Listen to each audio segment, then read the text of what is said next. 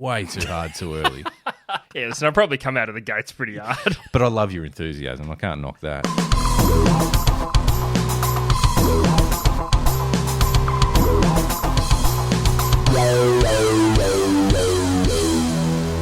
Hello, everyone. Welcome to The Deep Drop. This is a fishing podcast. If you're new here, welcome. Great to have you on board. If you're an existing listener from way back in the archives, thanks for sticking around. It's good to have you back. My name's Luke McCredden. Adam Ring is with me as always. And Adam, as I throw to you, I ask the simple yet difficult question. What's The Deep Drop all about? The Deep Drop is really like a solid relationship because, Luke, we had a week off. Man, I missed it. We did. Yeah, it was... missed it. It was I weird. missed it. Yeah, it was weird. I didn't know what to do with myself. No. What did you do? I went away on the road for work solely because I was lost without the podcast. I'm like, I've got to go and do something. Yeah. Delta Goodrum, lost without you. Yeah. Yeah. No, fair enough. Well, it's good. It's good to be back. It's been a wild sort of a week, but appreciate everyone for sticking around while we just paused while we sort of gallivanted around. But lots of interaction on the socials, ads, and that's what we love. Whether we're recording and releasing episodes or not, loving getting the messages come through on Instagram, and obviously people are sort of starting to jump on TikTok and YouTube, and of course Spotify is continually growing too. Ads, and that are the social pages that we ask you to get around and jump on and support, but more importantly, get involved. Yeah, there's plenty to choose from. Can't believe we've entered the wonderful world of TikTok. Still can't believe it. And shout out to everyone that is following on that platform as it continues to grow. Instagram, been there for ages. I guess you'd say, between that and Spotify, probably our primary. Yeah. Either way, I guess the point is it's way too easy to get in contact with us and enjoy and join in on the conversation, because in all seriousness, that is what the Deep Drop's about. We ask lots of questions.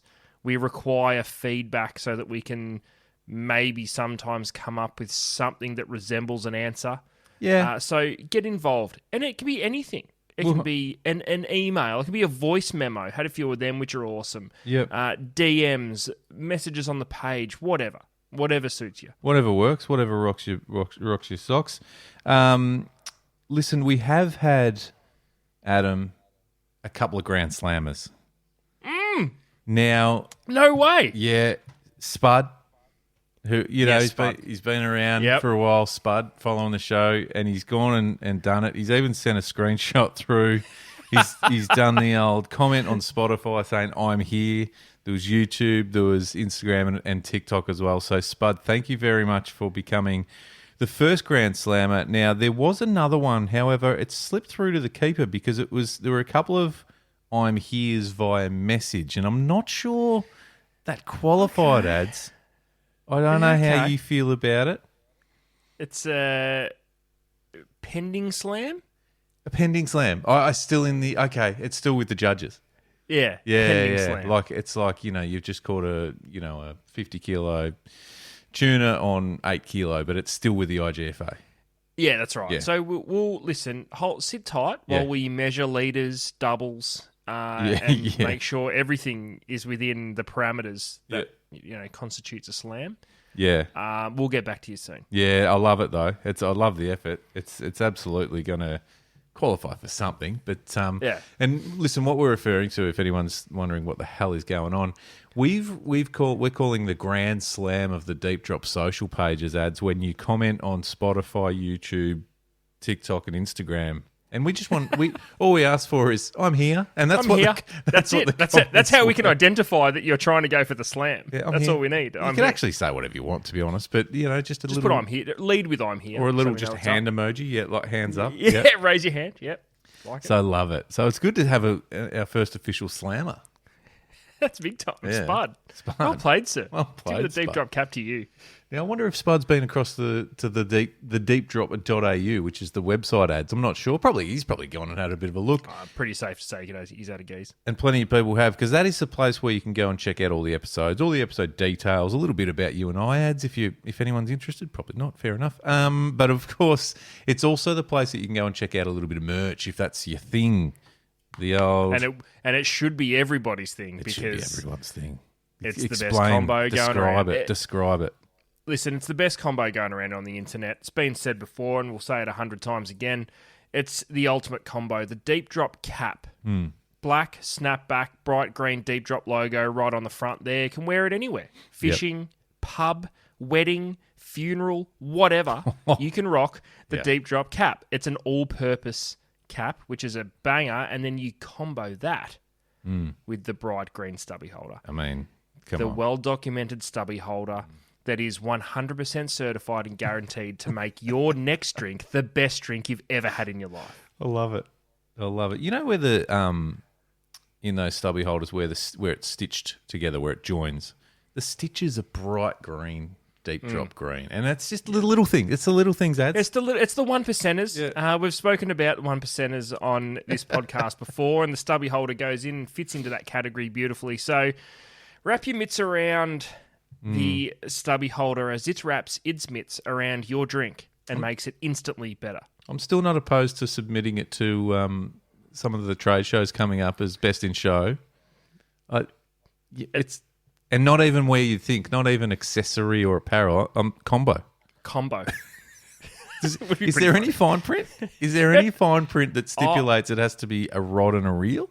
We'd have to look into that. Get management onto that, I think. Get management in touch with Starkey. He heads up after the board, so they won't know what's hit him. What the fuck's this?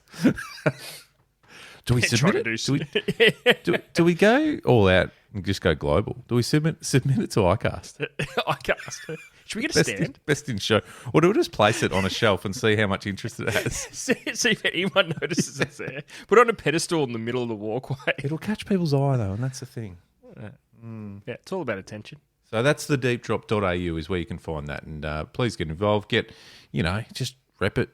The photos we see of people repping it on the bank of a river or on a boat, and the stubby holder just features heavily. Usually there's a box of barbecue shapes not too far away out of the picture as well. Which is very much part of the deal. It's the bright green box that matches the bright green cap and stubby holder. So we'll go with the barbecue shapes. I dare say there's probably an orange Powerade in there as well. I want to throw that out there. Well, you can hold it. You can put a Powerade in the stubby holder. That's okay. Why not? Yeah. Why not? Anyway, you can put lots of things in there. In fact, that's where we sort of lead to now. And as we're rolling drink of the week ads, I'm not sure what's in your deep drop stubby holder tonight, but you want to let us in on your drink of the week? I think I've let us down. Have you? Now, yeah, cast your mind back. I did rep a 1.5 litre bottle of Pepsi Max at one point. You did. It was a rough week that week. It was a rough week. This one might rival it. Yeah. It's been, listen, I'll be candid. It's probably a bigger weekend than I was anticipating. Yeah, right. Yep. Saw a couple of bands play, pulled up a little bit rough on Sunday. Oh, you got on the sauce. Which has turned into, I think I'm actually crook. I've got a little bit of a head cold, so yeah. I'm rocking a water, Luke. Are you? I didn't want to go there, but listen, I thought I'm getting older. I'll play this short game properly in order to get amongst it for the long game. Yeah, fair. So I've got a water, and I apologise, but here we are. Hey, we said from the start, it's not it's not about any particular style of drink. It's the deep drop. It's drink of the week. You do whatever you want, And it's not an extravagant Fiji water or sipping out coconut of a water. Pump. No, it's literally tap water. There's the slight hint of chlorine and fluoride, but that's okay. Keeps my teeth white. Dirt particles. Keeps my bones weak. So yeah, it's good. Fair. Fair ads tonight in the deep drop stubby holder, as we've mentioned, and obviously it's made it, multiple times better. But I've gone with, and a bit on trend from where I've been this week, I've gone with the Traveller beer. The mid-strength variety, the Traveller. Yep. And ads, I had a few, for the first time, I had a few this week. And do you know what? Legit. I'm a fan. Not a bad session ale? Yeah, good session ale. Well, because they do a mid. And I'm a mid fan. You know that about me. Yeah. The heavy's fine. Liked it. But the mid is where it's at for me. And Jesus Christ, can you punch some of them down?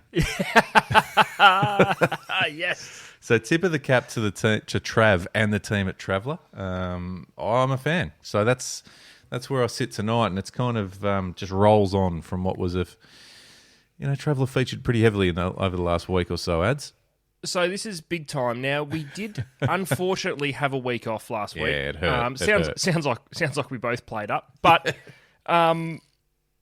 first off, before we get into it, because I haven't heard about how your week's been. You basically got off multiple planes, hopped straight into the weekend, punched out an 8K, let's call it marathon, because for me, that's as long as a run ever gets. Yeah. Smashed that out with your darling wife on Mother's Day. Yep. And we actually caught up for the first time in a week, you and I, about 5 or 6 hours ago. So, first, where have you been for the people listening? Where have you been? Because it must be decent. We had a week off. Yeah, it needed the week off for various reasons, which I'll touch on in a minute. But, mate, and just straight off the top, a massive, obviously, shout out being a part of the Anaconda crew, and props to the team at Pure Fishing.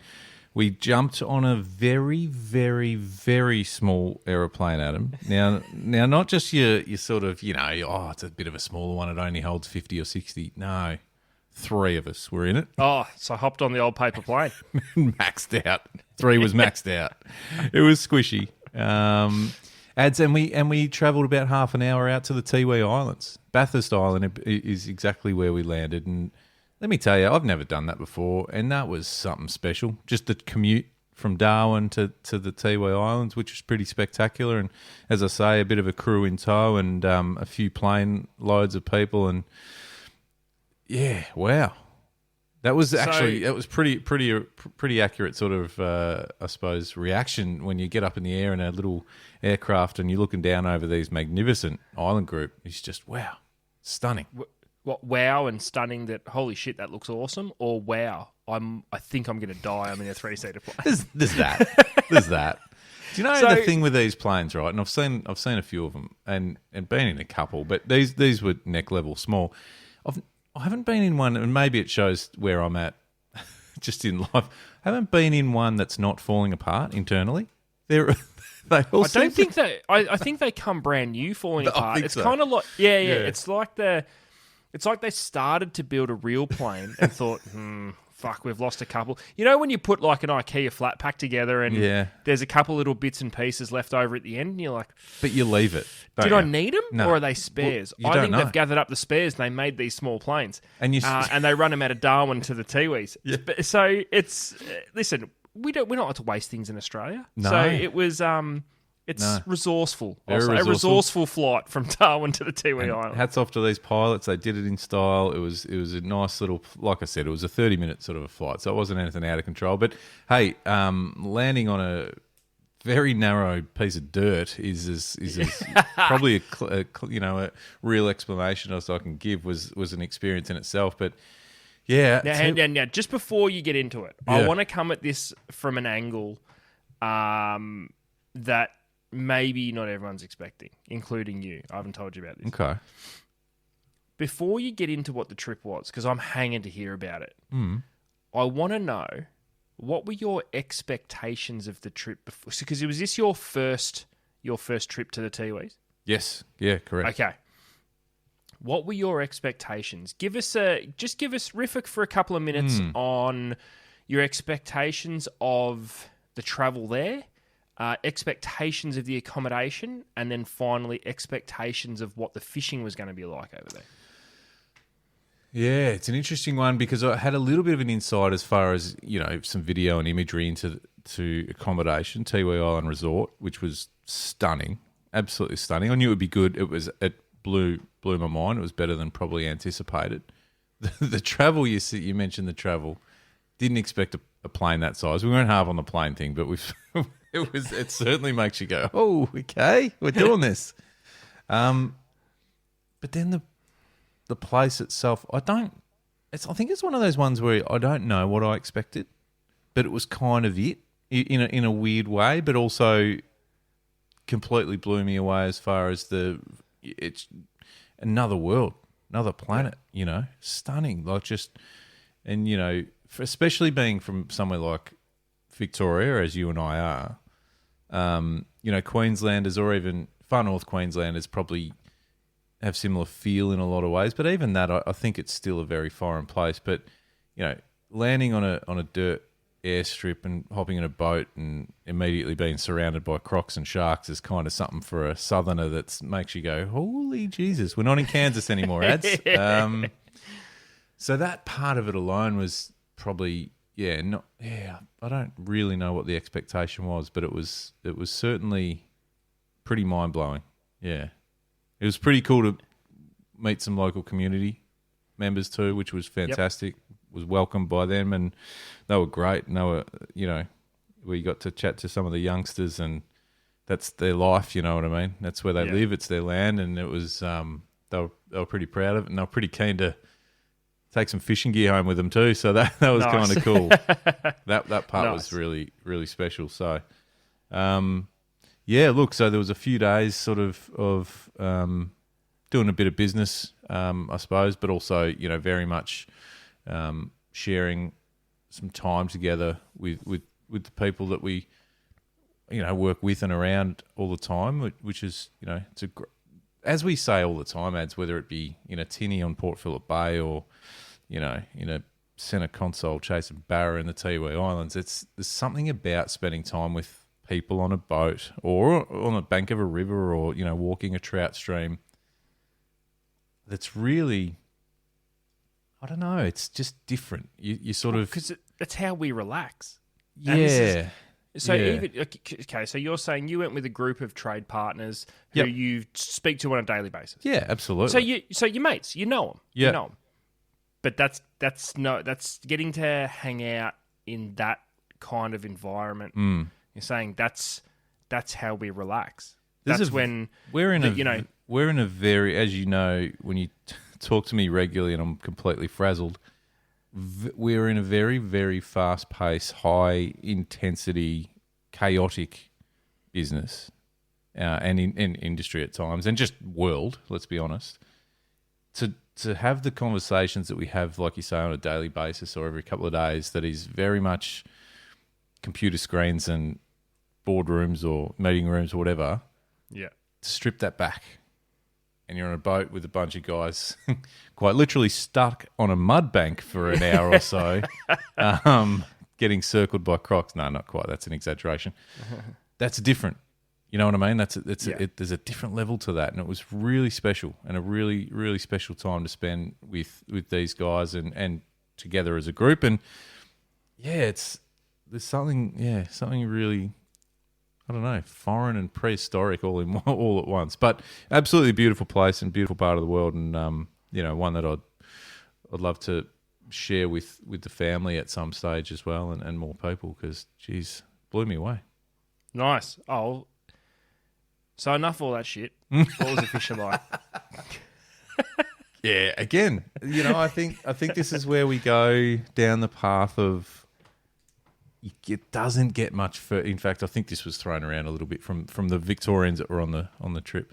It doesn't get much when it comes to fishing. It doesn't get much further, or much more of a distance between what you're used to and what we were doing, and that's the 35-degree weather at 7 a.m, the crocs and sharks just cruising everywhere, the turtles popping up, the whatever, and then you go, oh.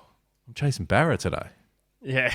Like it's, again, like from particular parts of the country that don't see barra, which is the majority outside of Queensland and the Territory and northern WA. But that even just that mindset's really cool. So listen, we spent a good solid morning session up a couple of river arms. And like I said, we did get stuck on a mud bank for a while. But have you really fished in the Territory if you haven't been stuck on a mud bank at some stage, Hads? If that's what you need to tell yourself, you go for it. Knowing the tide was incoming was filling me with confidence, because I'll tell you what, if that was an outgoing tide, I'd be... It's probably still there. Yeah. Yeah. And just these was called, remember a few years ago, and I think we spoke about it on the show, or maybe it was just prior to the show, that Fish Copperload Dam in Cairns, which had that real prehistoric jungle down to the water vibe to it, and I'd never really experienced that before. Well, this was very much the same. You've got heavy jungle sort of terrain right down to the river edge, and you just nice. You know when you work a river for a bream or an estuary perch down South Ads, bass, whatever it is, and you go, that snag looks good, let's work up towards that one. Mate, I don't know how you choose. Like, every single centimetre of riverbank is just so fishy. And it's just like hard to... I don't know, the guides are very good because they're very...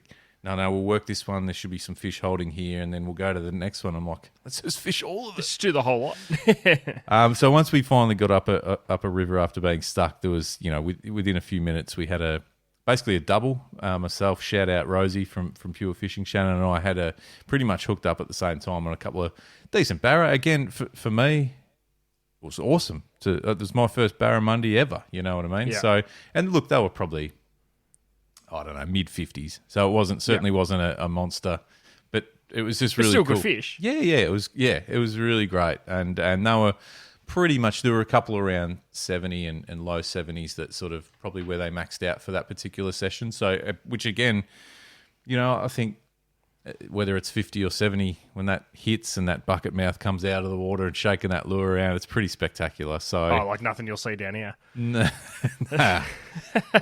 King George Whiting go hard. So it was, look, it was cool. The other thing, again, another species, look, less desirable maybe, but it was pretty cool, was we got stuck into a whole heap of threadfin salmon that were kicking around, and they're mental. What I discovered is they are mental. And they go hard as for the size, pound for pound. They're crazy. So, again, people listening that are well-versed in this sort of fishing might be, that might not be a cool species, but it was pretty fun and another really cool one to tick off. And the odd little cod and bits and pieces as well. So it was a good morning sesh ads, followed by what was... there was some nerves in the group ads because we jumped in a helicopter next.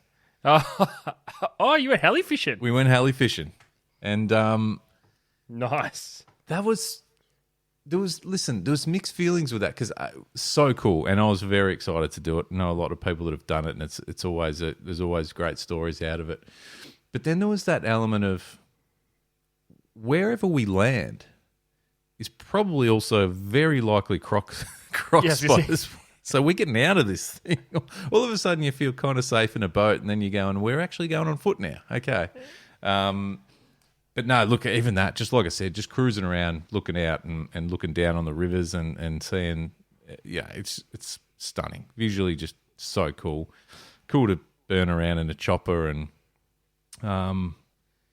get out and cast lures at Barra from the shore is pretty sweet. So, yeah, look, again, it's kind of one of those ones that it goes by pretty quick, and then you sort of sit back with a couple of beers at the end of the night and start talking about it. You go, that was pretty fucking cool.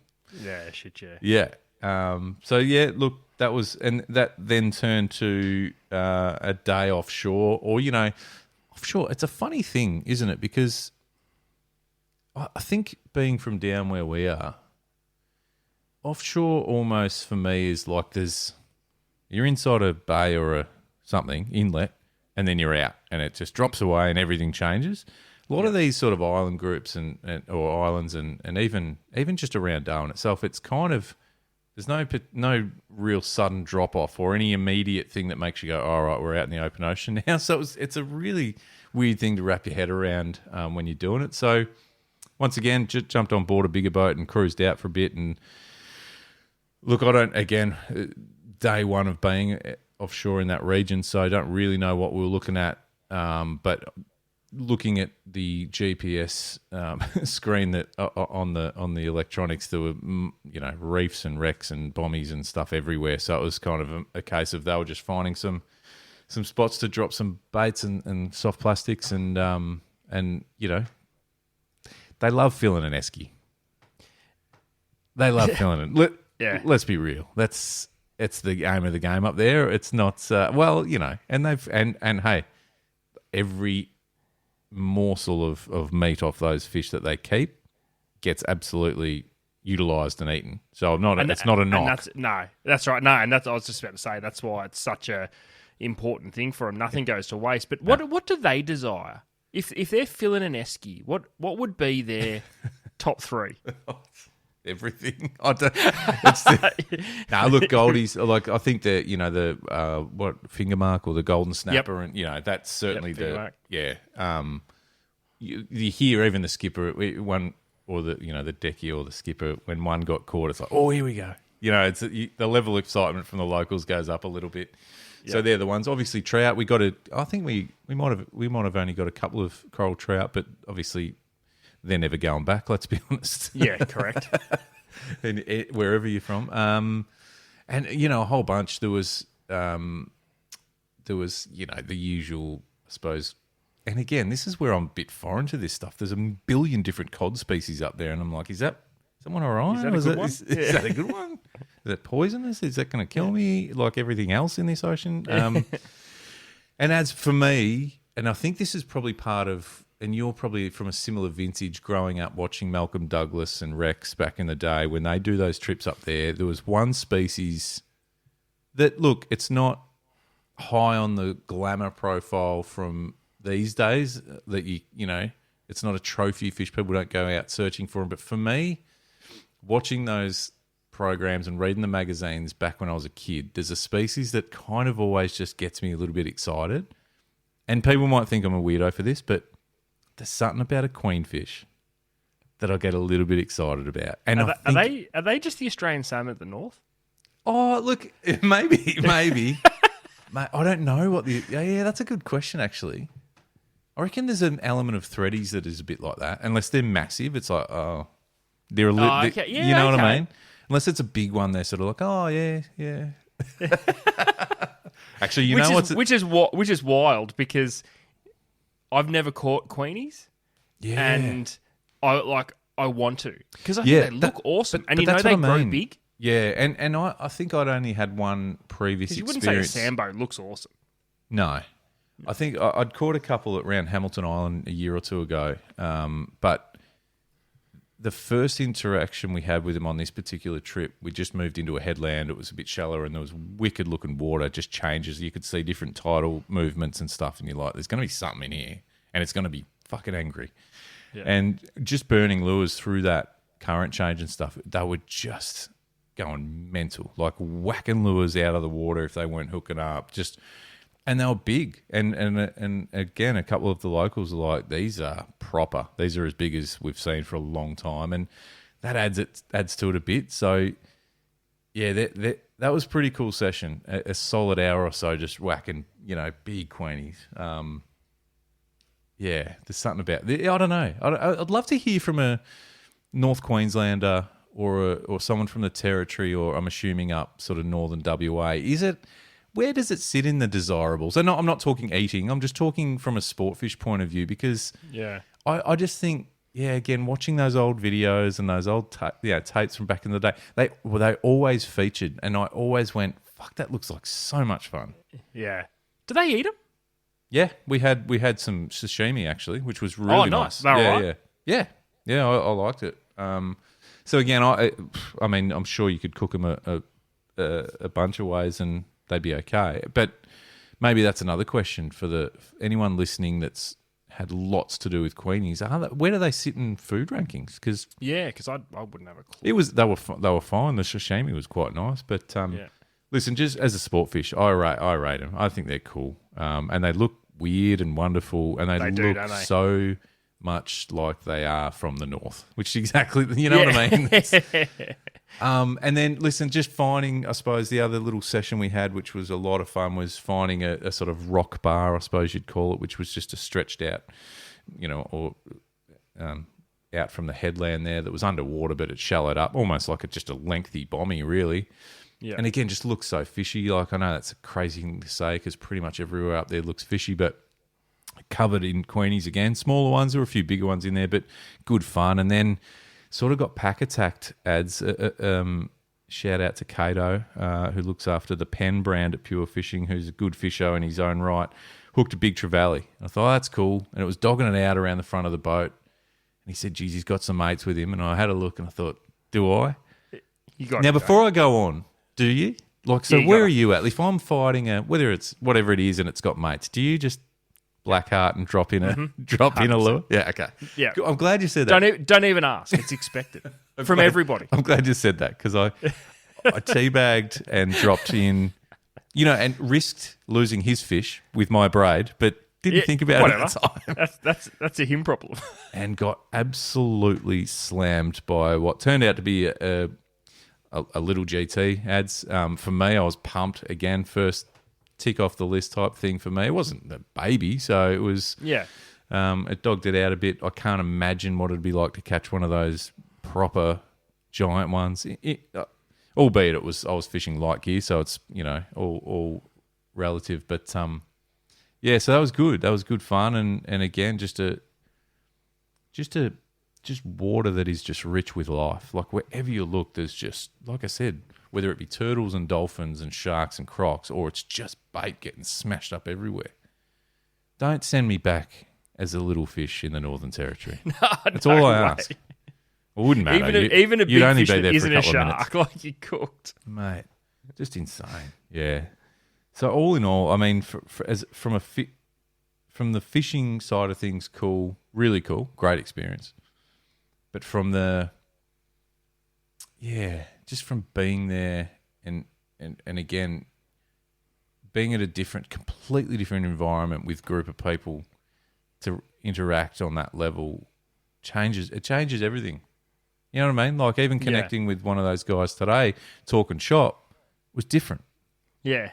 So it's kind of that, that's what it's all about. And that's what fishing's about, really, Ads. And you and I, like I said, we harp on about it all the time, whether you're down trout fishing in Tassie, snapper fishing in New South Wales, barra fishing up north. It gets you out of the bubble and just into an environment that changes everything. So really cool, mate. It's awesome. And that is awesome. Few pics that went up on the Instagram the other day, and look, we'll filter through. There's a million photos, but we might chuck some more up there as well as we go. But some of my key takeaways, Ads, from the trip, if you want me to, if you don't mind. 100. Yeah, hell yeah. Everything can kill you. Nice. This is the first takeaway. Yeah. Everything. You dip your toe in that water, you're dead. So we were laughing because there's crocs literally on the beach of the resort. So it's like, okay, sharks like I've never seen. Wouldn't want to wander out for a piss, would you? No, I locked the door when I went to bed because I thought if I sleepwalk, if this is my first time ever sleepwalking, it's the end of me. And we've seen a lot of sharks in our time, Ads, you and I, and a lot of listeners have seen. The volume of sharks in the shallows just feeding 24 hours a day. Unbelievable. Bull sharks, whalers, hammerheads, like fucking hell. Fuck that. What would be your game plan if you went in? No, you can't have one. Because the other thing, if you did manage to get away from those, which you wouldn't, there's fucking sea snakes that can bite you and kill you. Yeah. We saw them and we're like, great. Like, if you were to go over, would you scramble your ass off just hoping to try and... You're not going to be quicker, but... Or do you go full, like, T-Rex style and just pin drop it and stay dead still? I don't know. And I don't even want to think about it. Like, do you know what I mean? It's that... Because, there's some scenarios you go, if the door of my car fell off here on the freeway... and I rolled out. What if I just tucked myself? Do you know what I mean? You think about that shit. And you can try and talk yourself down on it. Yeah, and you think I'm a chance, but this is like no, no chance. No chance. Oh, it's pretty morbid, but it's just fact. So takeaway number 2: we need Queenies in the south. Yeah, 100. I'm just this. Because I'll sign the petition. Yeah, thank you. Let's get behind it. I'll put a one-pager together to sort of submit to fisheries in New South Wales, Victoria and Tassie. Yep. I'm just thinking, like, just go with me here. And again, if people have caught them, they'll understand. But if they haven't, they will have seen it on videos, like exactly like I spoke about before. They're in those inshore bays and even up rivers, but they're not necessarily an offshore species in my head. Do you know what I mean? They're more, if anything, mate, I could see Sydney Harbour full of them. I could see Port Phillip Bay just busting up. The Queen, there's some Sambos chopping up some pilchards. There's some Queenies chopping up some Sambos. Yeah. You know what I'm saying? Bring them down. Like, what a great species for the kids to get involved in on, off Black Rock in their kayak. Bring them down. So let's slow down on the squid in, Western Port. Don't worry about it. There's a pack of Queenies. Yeah. Yeah, we'll have a crack for a Queenie. Oh, like you can't tell me, you're cruising around one of the big sort of estuary systems in New South Wales, and it's flicking lightweight stuff for perch and brim and flathead and that, and then you go, oh shit, hooked up. Like, cruising down the Hawkesbury and a Queenie just sips of plastic. The Hawkesbury would be full of them. Oh, Tassie, like, wouldn't know what hit him. You'd forget about the cold real quick because all of a sudden you're Queenie fishing. So there's takeaway number 2. Takeaway number 3 for me is midgies can get fucked. Yeah, nice, solid takeaway. Yeah, not enough mosquito spray and bug spray in the world. Did you just run the cancer gauntlet and go 100% DEET? Because it's the only way to get. A couple of the boys went pants on one of the day, and I just went, don't care if they're breathable and lightweight and cool. I'm not doing pants. I lost about 18 litres of sweat an hour. But again, credit to Tiwi Island Resort. They had a basket full of every brand of bug spray, including a home recipe, which we put on, which wasn't bad. Which I think I might be wrong here. I think it was just Dettol and baby oil. Nice. So yeah, I used it. I used multiple different brands and just went. Okay, so you went to a Diddy party. Nice. Yeah. Yep, no comment. Takeaway number 4. Takeaway number 4: don't go to Diddy parties. But it's also a part of that, isn't it? Being up there is the sand. Yeah. I know it's shit, but it's like everything else tries to fucking eat you. May as well the insects may as well try and eat you too. They might as well, and they do.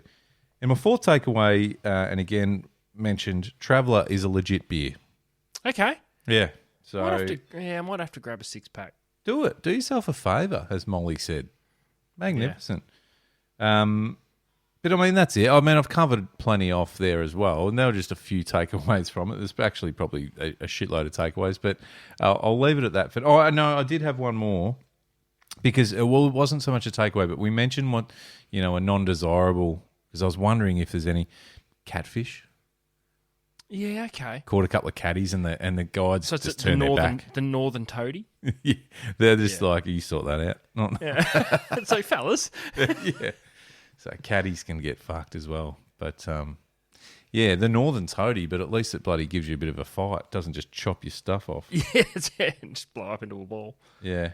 And the other one, there was another one, which was everything is delicious. Yeah. You know what I mean? Yeah. Mud crab central, like it's good. Some of those reef species, like I said, trout and the tusk fish or the blue bone. Yeah. So we got some of those as well. So yeah, I mean, it's a delicious part of the world. Yeah, it's eat or be eaten. Let's be honest. Well, hey, that's just the type of area you're in. Yeah. So yeah, that's my summary. It sounds like you had a bit on. It was a bit on. There was a bit on. Yeah. No, it's a fair. So you've come back home for a rest. Oh, you'd think you'd think so. Tell you what I have done though, Ads, and that is realised that we are now almost 2 weeks into May. Mate, it's monthly reso time. Oh, and I know that was going to be your reaction. Listen, we're in an interesting spot. We're nearly halfway through the year. We've stuck to our guns and we've dropped in monthly resos because, New Year's resolutions is for pussies. I think I quote you in saying that. Yep. Correct. And the idea for anyone who hasn't heard about monthly resos is let's not do a New Year's resolution where it's a one-off. I'm going to go to the gym 4 times. January tick. Well, that's shit. Yeah, it's shit. Let's release a new resolution every month. Now, Adam, the Deep Drop monthly resolutions isn't 1 month and done. They continue on until the end of the year. So we're nominating a reso, but you've got till the Christmas party at the end of the year to have them done And at that point, we tally the scores. And if you've ticked off 6 and I've ticked off 7, you buy me a slab of piss. Now, I'd like to think the numbers were around 6 and 7 at least. Man, it could be like a fucking soccer match. It could be 1-0. Well, if we do a score check now, it is indeed 1-0. And I've actually completed more of your monthly resos than I have mine. Have you? That's how good I'm going. Yeah, listen, it's tough. It's not easy because we've set a couple of resos that are a bit tricky. I mean, you went way too hard too early. You've gone me to Barra based on going to Mondrian for 3 days, which is very tough fishery, let alone for someone who's never fished it before. Yeah, listen, I'll probably come out of the gates pretty hard. But I love your enthusiasm. I can't knock that. So, and then we've tried to tone it down. We've got some challenges we thought we'd be able to tick off, and I think you and I have both probably been guilty of going, I should be able to just do that, and we haven't. Yep. Haven't. Time's a factor. Obviously, we know that. So I don't know if you've got a monthly reso ready to go for May, but before you do, if you do, I'm kind of thinking, do we mix it up a bit? We're both struggling. I know we are both struggling. You know, I know I'm on the scoreboard, but I'm still struggling. I'm not going to beat around the bush. Do we set ourselves a challenge together that we can maybe work as a team to do? Okay. No, now, I'm like just spitballing. I haven't given you any heads up on this, so this could be a disaster. But I'm just talk me through it. How would it work, and what does it do to the scoring of this? Because would you know what it does? There's It might a just box simply of piss on this. It simply might just get a score on the board. So for each of us, fucking right, you've already got one. No, look, I think what it could do is just get a bit of confidence and momentum. Okay. So let's not worry necessarily about the score. If we tick it, then we both get a point, but who cares? It's even Stevens. But let's just get something happening. Okay. Look, okay. I don't know. We could do we could make a list of species and try and tick them off, or we could do something like that. I was kind of thinking we could do something along the lines of accumulative lengths. Now, go with me on this. Talk to me. Yeah. Go with me on this. Now, and just trying to keep it real. So I'm not going to put barra or, swordfish or peacock bass or anything silly into it. What if we said we want to catch X amount of length in a King George whiting by the end of the year for our monthly resolution? Now, it might be we want to catch 10 metres of whiting. What do you mean? You're not going to catch them 10-metre whiting? No, correct. We want it, but we accumulate and we count and we measure for the next sort of this season coming, the whiting we catch to see if we can get to 10 metres of King George whiting. I like this. Now, I don't know. That might not be the number we land on. I'm just putting it out there. So I just want your feedback on that. Well, okay, I love the idea of it, an accumulative length, because it sounds really impressive. Yeah. Like it'll sound like an incredible feat. Yeah. If we got 10 meters of King George whiting, that sounds insanely impressive. And it might be the bit of confidence we need. Let's be honest. Yeah. So what would be the species that could possibly feature in something, bearing in mind that we are going to go through seasonal changes as we get towards the Christmas party? We're in January, March, May at the moment already. Did you just do that finger counting thing? Yeah. Yeah. So all right. Well, I'm thinking if we need to hit a species that is going to be fairly well fishable through winter, because we're coming up to winter, spring, and then obviously the start of summer. But realistically, it's going to be winter and spring. So the cooler months. So, I mean, whiting might be a good option, to be honest. Estuary perch. Yeah, those fuckers can be too hit or miss. Beggars can't be choosers. Squid. I mean, I don't know. Length. Hood length? Yeah, they're hard to measure, though. Pain in the ass to measure, to be honest. That's true. I've never measured a hood length. Me either. I think it's I don't know. I just can't be bothered. Just want to. I don't know. It seems too hard. Yeah, because they're either released or in the kill bin before you even pretty quick. think about it. Yeah. Salmon, yeah, boring. Yeah. Trout's going to be too hard because we're going to have a couple of months of and it's tough going. And then it closes. It does close. Bream, snapper's going to be snapper's going to be too hard. If we go any if snapper diaries are any indication, let's not do snapper. I don't know. Could be whiting. I think we could do whiting. Do we give us a week?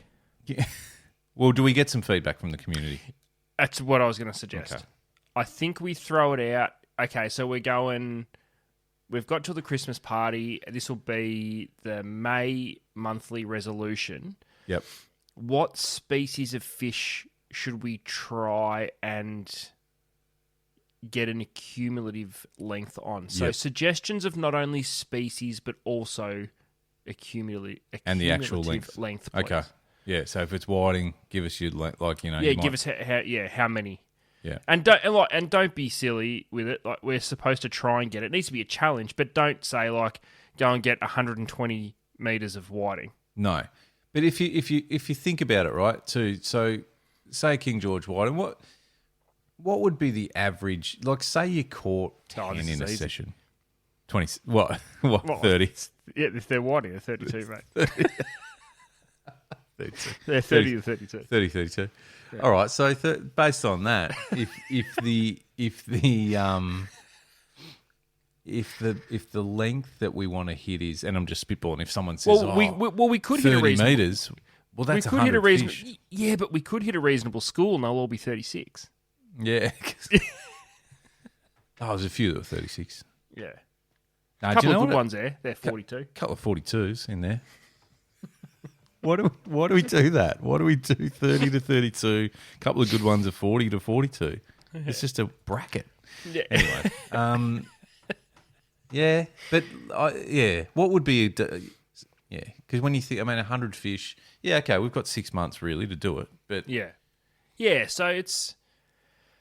I'm gonna tell you what, I think we'll put it to the community. We'll give it a week. If we don't land anywhere, I'm gonna give management a call, and management can just make the call.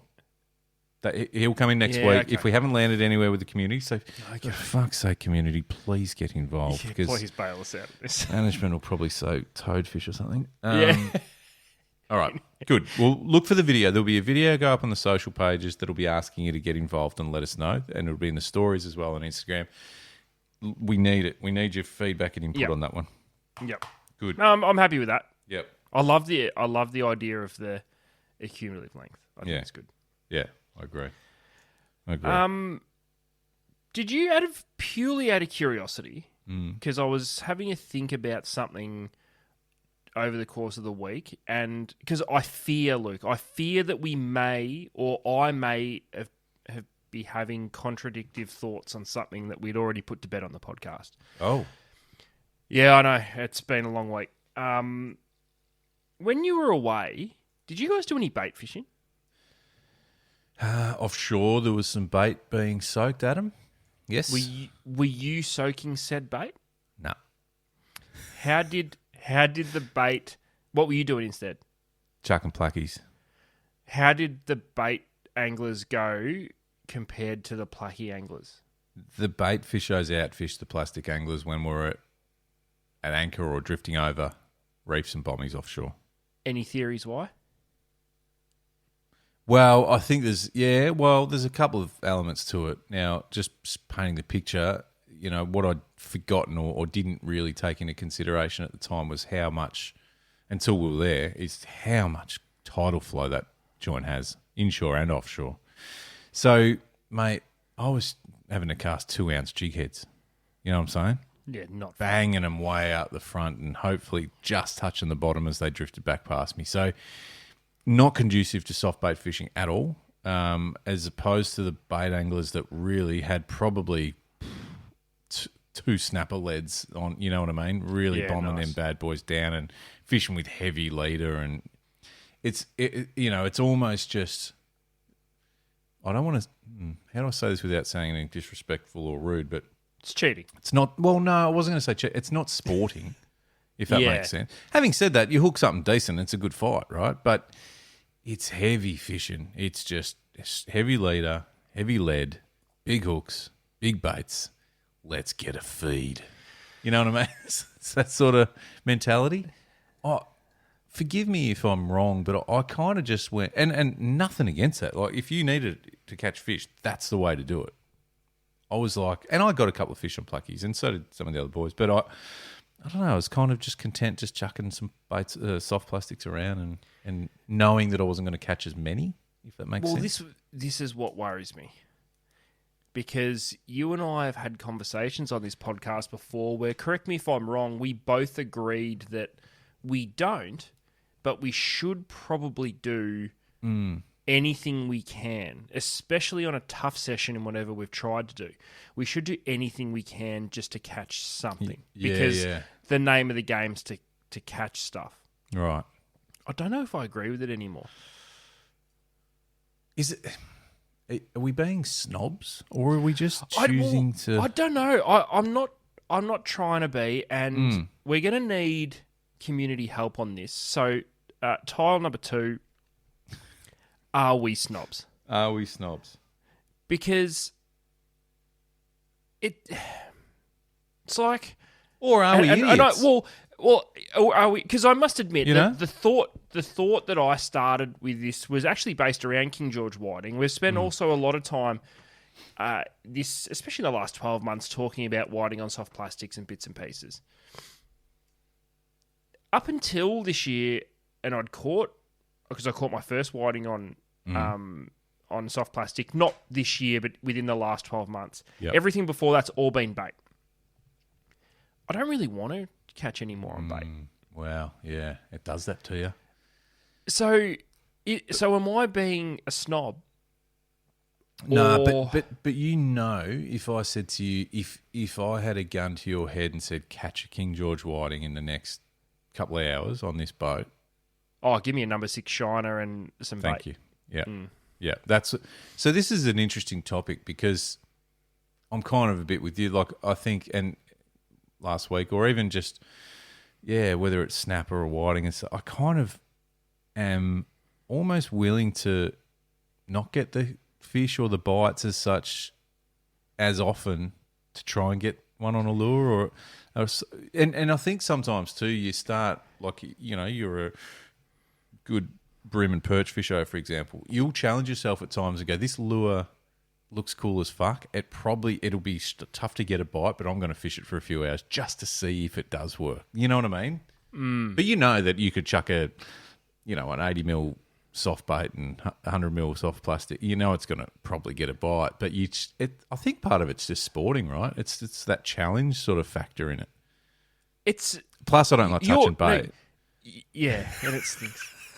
You're right, but the issue for me personally is I'll try stuff and it not work, and then the whole way home think, what a fucking waste of time. Right. Like, so you have a bit of... I didn't learn a freaking thing. What did I learn? That bait's still better? Yeah, but that's okay. Like, the lesson was probably that lure, I won't use it again. That's But there's so many instances, like, and you think about where squid fishing's got to now, right around the country, it's all artificial jigs. But if you ask anyone who's done it for a long time or a really long time, mate, you know that you're going to get bigger and better squid using a baited jag. Yeah, but fuck that. But fuck that. And when you do it, you go, yeah, this is good. But you're not, like, when are you doing it? Well, I'll push back on that. Is it really a better way to catch squid? I reckon. Well, we need to go do it. I know, because I reckon, and thinking about it, right, and we used to do it as kids. That was how we'd chuck those. We'd have a couple of artificial, but it was also when artificial jigs weren't a thing. So there was we've spoken about it before, the green and the pink and the orange. Yeah, probably Yozuri or whatever they were. Yeah. But we would fish. Our predominant our primary way of fishing was baited silver whiting or a pilchard stuck on a bar. Because it just caught big squid down the bottom. We fished down the bottom end of Port Phillip Bay, around Queenscliff and all that, where there are a lot of big calamari. And Yep. one thing I'll say, and I don't do it at all. Like, very rarely will I do it. The times that I have in the recent few years, and the most recent, which might have been last year, was with Rayner. It got it done. So, and I guess what the point I was getting at was all the most recent times that I've done it over the last few years, that it's never missed. It's always caught squid. So whether they're the biggest or not, they've never missed. I guess my point there is, it's the one that you just, if it's a tough session, if you chuck it out, I would argue there is a strong case that that's the one that'll get eaten if it's a really tough session. So going back to brim and stuff that you've spent years on, if you have a really tough session, deep down, you could probably put a peeled prawn on and fucking dong them. Yeah, not every time, but you can most times, most the times. vast majority of times. Let's be real. Flathead's the fashion of the century at the moment. East Gippsland, you chuck half a blue bait on a hook, unweighted, and float it, drift it across some of those flat. It's getting eaten every time. You know what I'm saying? It's, I don't know. It's messing with my brain a little bit. Yeah, I get it. Because some of that stuff, like say I'm doing a 3-day trip. Say I go up to Gippy for 3 days. And the plan is to fish. I'm just snag hopping with plastics, brim and perch, flatty, whatever. If by 1.5 days in, I've caught 2 fish or caught nothing, I'm still not thinking, bait. Should probably pull up. You're thinking going home. Yeah, exactly right. That's a bit snobbish. Is that stupid? That's a bit snobbish. It's stupid, but I'm the same. I'm not knocking you. I'm saying, now you think about it, it's like, it's stupid. that's dumb. What are we doing? It's proper dumb. Tub of worms or something, like anything. Yeah, that's right. It's proper dumb. Like, have you ever considered, if you're fishing a lake or a decent river for trout and it's just not happening on hard bodies, spinners, anything, have you ever considered drifting a worm under a float? When's the last time you ever thought about bait fishing for trout? I've never. Well, it's a strange mentality, isn't it? It is. It's actually stupid. When was the last time you bought frozen bait? I honestly can't remember. And isn't that a wild thought? And I'm not, listen, we're talking very much just for anyone listening. This is Adam and I. So we're not speaking on behalf of anyone. It's just like our personal experience. But yeah. Snapper? I think probably the last snapper time would be might the have last been a time. bag of pillies for snapper or silver whiting. Silver whiting. But even then, it's kind of like, why does and well, there is probably good reason for it, but catching bait seems okay. If you catch a livey, it's like, no, it's not bait fishing. Or if it's a live bait, like I've caught heaps of brim on worms, whether it's down at Balcombe or if I've had someone with me who's hasn't done much fishing, we'll go and get some worms and catch some brim. Yeah, that still seems a tier above bait fishing with frozen bait. Yeah, and it's exactly the same thing. Yeah. Yeah. I vac seal. So when I catch squid down here locally, I tend to make sure I've always got a decent stockpile in the freezer of small parceled up vac sealed tentacles and bits and pieces of squid, and literally just like a small pack that's sealed, which is for when me and the boys go down the pier. Yeah. And they're just in packets big enough that I know that's one session's worth. I'm not going to go and open big bags of squid. So, but even then I'm like, oh, yeah, no, but I caught it on a jig. Yeah. It's different. It's not real bait. I don't know. What are we bait snobs? I think we're snobs. Are we snobs? I'm going to... Maybe... Are we snobs? Do we need to take up bait fishing a little bit? Yeah, I don't. Okay, I think it's okay. I'm just gonna throw one more question. Yeah. Is there an art to bait fishing? Like, do you get better at bait fishing? I don't know. Maybe. Or do you just get Bait better at finding presentation. fish? Bait presentation. Rigs. Clutching at straws ads. I've never thought about it. Do you get better at bait fishing, or do you just get better at finding fish? Because you think about, some great anglers that we fish with, and we have over the years, and when it comes to lures, you sort of think, they're amazing at casting, or they're amazing at the way they work their, jerk baits or soft baits. They know exactly what the lure wants to do, and they're able to impart whatever action is best designed for that lure. Their rods and their reels are just perfectly matched to the style of, stick baiting for tuna and kingfish. But you don't talk about that or think about that with bait fishing, do you? Oh, look at the way he's rigged that pilchard. Like, do you reckon? A master. Look at that half hitch around the tail. Jesus. No, you mentioned gear.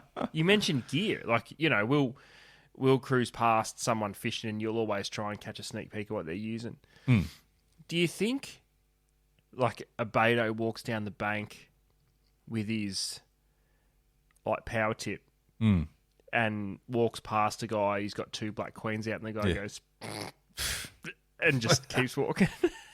Good luck. Black queen? What are you doing? Get yourself a power tip, mate. Yeah, maybe. Yeah, there'd be some gear sort of envy or gear sort of, banter. But I think we're playing. I think you and I need to get out there and get bait fishing, mate. That's what I'm reading into it. Do we need to just de-snob a little bit? We need a de-snob.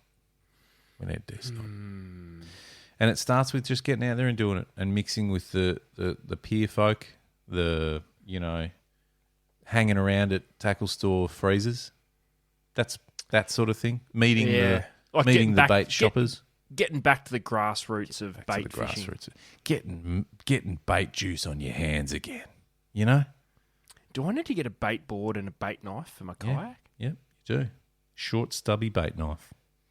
Do I need a 6-foot glass rod? You need a 6-foot glass rod. And mono. I was going to say you probably don't even need any leader. You're running mono all the way through. Yeah. You're probably going to want to tie your own rigs. Green mono or white? Oh, look, I'm okay with anything. I'm not opposed to pink. Okay. Yeah. Straight blue. through? Depending what you're doing. If it's heavy stuff, you could go Berkeley big game, old school, and get the blue straight through. Yeah. Yep. Yeah, there's a lot of things you're going to have to do. I want you to probably wear flannel, so you can just do the old wipe straight on the shirt. Nice. Yeah. Blue flannel, red flannel. Oh, I'm okay with any colour. It's all okay. Red's red. I could see Red's you in probably red. more traditional. Yeah. Okay, I need to write this down. Yeah, so you do the hand wipe on the flannel, but I also want you to have a rag that always, even though you've just got it somehow looks stained and fucked already. Yeah. Yeah, and it doesn't matter how many times you wash it; it's just rancid. But that's okay. A red flannel, a bait rag, and power tip combo. Yeah, and probably bells, rod bells. Oh, okay. So we're not holding rods at all. No. Okay. Even if you are, just hold them still, and power tip combo. And bells just in case, I want you to go ahead and grab yourself some glow sticks for the tip of the rod if the light gets a bit dim. Okay, glow sticks. Yep. Okay. And should we move into the burley and the burley cages, or are we going? Is that a separate situation? No wonder I lure fish. Yeah, I know. No, so you're going to have to get yourself a burley pot, logs. No, I'm out. Okay. I'll work. There's more to it. There's more to it than you realise. There's way more to it. All right, we'll workshop the burley situation, but I think you've sorted. I think you're sorted so far for the bait fishing. Okay, I'll get a lot to work through. Lots to work through. All right. Okay, so yeah, look, I think in answer to your question, and maybe the community can chip in as well. Are we snobs? Do we come across that way? listeners, community? Be honest. You tell us. We Be can honest. we can take We can take it. We're okay. All right, let us know. Adam, but right now, it is time for this.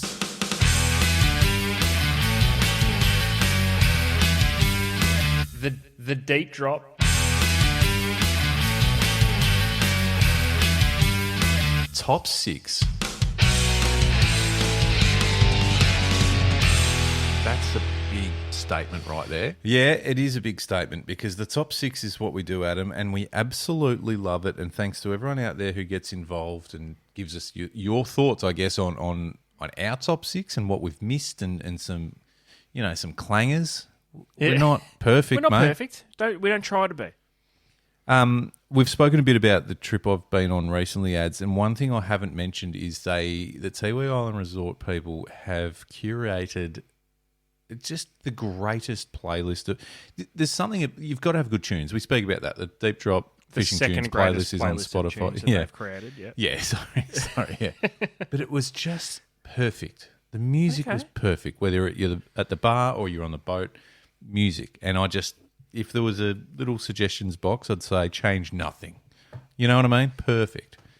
Okay. But during a couple of cheeky beers in an arvo or something like that, I had a thought because there were a couple of songs that come on and I just thought, oh, this could be a top 6 for the Deep Drop.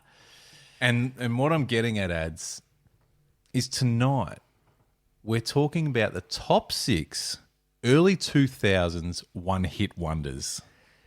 This was a glorious project that I had for late this afternoon while we were doing the small amount of prep that we do for this show, which generally is based around the top 6, to be perfectly honest. Yeah. This was probably the most difficult top 6 I've been a part of. Well, just I guess a peek behind the curtains. We don't... sometimes our top 6, we just wing it. Yep. Not this one. Other times we touch base during the day and go, hey, this is what I'm thinking, cool. This one we touched on today because I thought we both need a bit of time. Yep. Now, 6 is crazy. This could be a top 20. Yeah, no, seriously. So I just want to be clear. We've actually... So your 3 out of the 6 that you've chosen... You genuinely think are good songs, not just like piss take songs. No, I think they're good, and certainly at the time, and that's why we've time stamped it with early 2000s. Because we could go back to the 80s, 70s, 80s, right up to now. But there was just a period of time, dude. Yep. And I hope that these bands cashed out. Because they've done nothing since. Yeah, but I hope they maximised and just absolutely went to the bank with these songs, and I reckon they probably did too. Yeah, because they featured in movies back, all the good movies in the early 2000s. They featured in ads, like you see some of them now on car ads and shit. Like they're just that's right. They never get old. They turn up at weddings, 21st, 18th. And everybody gets up for these songs. Literally everyone goes, no shit, and gets up and gets amongst it. And it's like, it takes you back. It's just incredible. I've got goosebumps thinking about this top 6. Well, mate, you know what? Over to you. Kick us off with the top 6 early 2000s one-hit wonders. Number 1. Stacey's Mum by Fountains of Wayne. Yes. I say yes and I get excited, but realistically, every song on this is going to be fucking unreal. Yep. So probably featured on just about... every sort of teen comedy movie of the time. Yeah. And if we ever get to an era where those movies feature again, I guarantee this song will still be part of it. It's some sort of frat party, no doubt. It successfully ruined life for every young lady whose name is Stacey. Because it's now automatic that her mum is banging. And that is the sign of a quality one-hit wonder. Well played. Sensational. And what a film clip. What a song. Yes. Just, and ticks right all now, the boxes. It is in your head. If you are listening Everyone's to singing this, it. Everyone knows the words. Yeah. Fantastic. Well done. Good work. Good start. Solid start.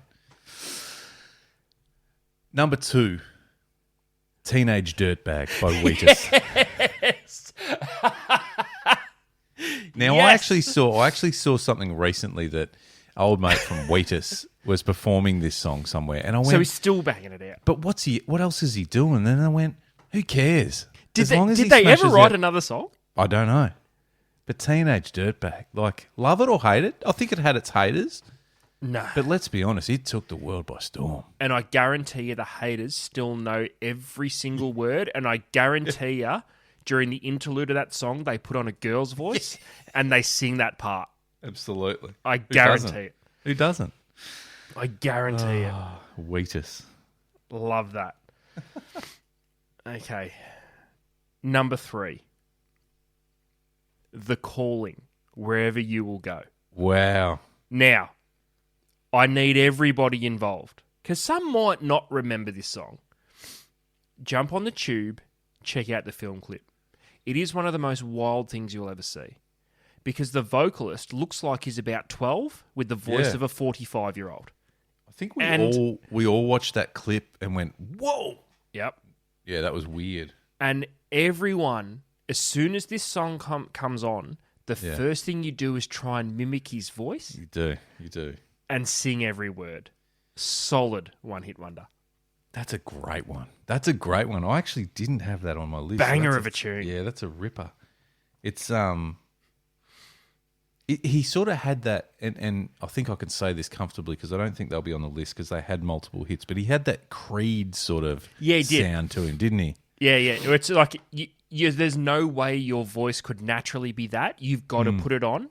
And somewhere along the line, everyone looked at him and said, "Yeah, it's cool." Yeah. All right, good. So this is my second one. I'm being really strategic here because it's so hard. Like I've got I got a belter for my last one. Yeah, so you've got one more, I've got two more. All right. So number 4. Hanging by a Moment, Lifehouse. Oh, yes.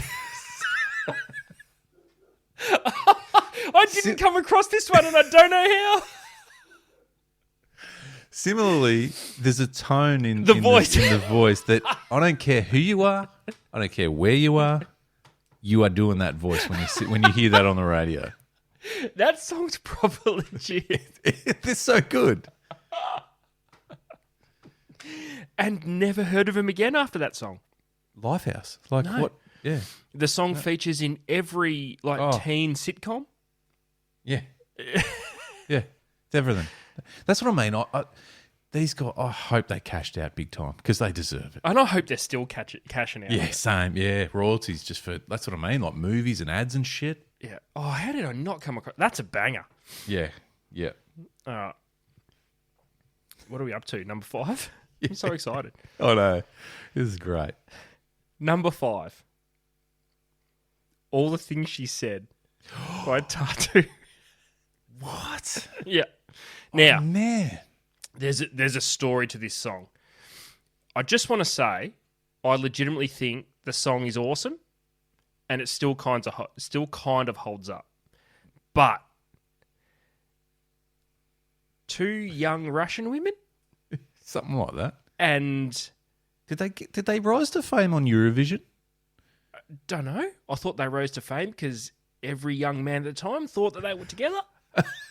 That was the rumor, wasn't it? Or well, maybe it was true. I don't know. I don't know. I still don't think we know. But yeah. I'm not going to lie. I went back and watched the film clip. Did it still hold up? And it was probably very controversial at the time because they look very much underage for anything. Yes, actually. Okay, good point. Yeah. But the song is a belter. Yeah. Powerful song. Powerful song. Emotional. Well done. Man, I was hoping you'd cover off a couple more of mine because I've got some solid honourable mentions. Oh, the honourable mentions. There's so many that should make it. But I feel like we've left number 6. I think this one, collectively as a nation, everyone will go yes. So number 6 has to be Tub Thumping by Chumbawamba. Was it early 2000s? Oh, was it not? We need to check. We need to check. Go to the. No, because Why? What are you saying? It was like 90s. I don't know. I've got no idea because all I remember with that song is it has to be. It was 1997. No way. And the only reason I question it, because I didn't see it on any of the lists that I searched, but I do want to say lists. I did search lists. I went deep dive on this bloody top 6. I want to say though, it has to be the biggest one-hit wonder of all time. Wow, that's it. I mean, that's another top 6, but yeah, it's up there. Okay, we're putting a line through it. We can agree that is the ultimate one-hit. It's the ultimate one-hit wonder. It's at the top of everyone's one-hit wonder list. If you think one-hit wonder, that's the thing that comes straight in your mind. The very first thing that comes to your mind. 97. Far out. We're old, man. But that's okay because now I'm nervous. Now I'm nervous. I'm doing a quick. I'm confident with this. Yeah, I'm confident with this. But I am checking because perfect wheelhouse. 2004. Okay. Number 6. 1985 by Bowling for Soup. It featured on my honourable mentions. I mean, that's another one, man. That you might think, I didn't like it, or I didn't even listen to it all that much. Doesn't matter. You know the every words. word. Every word. And this is the point of a one-hit wonder. Even if you don't recognise the title, do yourself a favour and either Spotify it or YouTube it. Yep. I bet you sing every single word. Dude, we need to go back and check ourselves. Are these on the Deep Drop Fishing Tunes playlist? They're going to get added. Do we? Oh. I don't think any of these... Oh, wait, is Wheatus on there? I don't know, but we're adding them. So. We're adding them. Yeah, put them on. Well, I'm really... that's a great top... If you just had to listen to 6 songs right now, Stacey's Mum, Teenage Dirtbag, Wherever You Will Go, Hanging by a Moment, All the Things She Said in 1985 is not a bad list. Not a bad 6. It's not a bad 6. So, all right. So, and look, apologies I didn't do deeper research into Chumbawamba. That was my bad. No. I'm actually glad you mentioned it because it is the ultimate one-hit wonder. It really is. We could go on for a fair while about honourable mentions. I've got 2 that I'm gonna. I mean, I'm happy for you to kick off, but I'm just going to stick to a couple that are on my list that I just want to shout out. Yep. But what have you got? What have you got? A couple. Well, one. It doesn't need an explanation. Okay. Afro Man, because I got high. Yeah, nice. Yeah. Again, whether you're about that life or not, you know the words. Yeah. But so that was just a quick throwaway. But there's 2. Oh, there's too many. Headstrong by Trapped. Do you remember that? Headstrong. You'll know the riff immediately. Oh, no. Yeah, okay. Google it. Now, probably a couple more mainstream ones. 9 Days, absolutely, Story of a Girl. Yeah, yes, and nearly made my list. Yeah, that's a real solid one. And one other quick one, which a lot of people might not know, According to You by Arianthe. According to, again, we'll know it if we hear it. Because any chick that can shred holds a special place in my heart. Right, yeah, fair. Just a couple for me. Who Let the Dogs Out? Baha Men. Yep, banger, all-time classic. That's probably up there with an all-timer as far as just a one-hit wonder that, That could be up there with Chumbawamba. Yeah, maybe. And then Butterfly by Crazy Town. Yeah. Do you know, I saw it and I was going to put it on there and I said no. Yeah, no, it's shit. Because, no, because Crazy Town had more than one good song. Did that? That's where I'm going with it. Oh, okay. Jesus. What's it called? What's the other one called? Toxic. I don't know. It's back in the new metal days. Just to throw this away, because it's not early 2000s. Well, I don't think it's early 2000s. Is the greatest... Because I'm just thinking now about greatest one-hit wonders of all time, regardless of time stamping this. Gangnam Style would have to be... Yeah. The as far as just absolute, like, biggest. Reach. And, yeah. Or Alien Ant Farm. Yeah. Was it? Would you say it was a one-hit wonder? Well, yeah. I mean, they never heard from, Everyone knows it. Like, controversially, Last Resort by Papa Roach. And now I know that Papa Roach had some good songs, but a bit more underground. Yeah. But Last Resort was just, it's everywhere. You still hear it on the radio. Yeah, mainstream. It's probably a mainstream one-hit wonder. Because Papa Roach were legit. We could go on for a long time about this. But yeah, so mate, you get early 2000s. Pretty happy with the top 6. No, that's solid. I'm good with it. Now over to you, community. What did we miss? What have we omitted? What's on there that you don't agree with?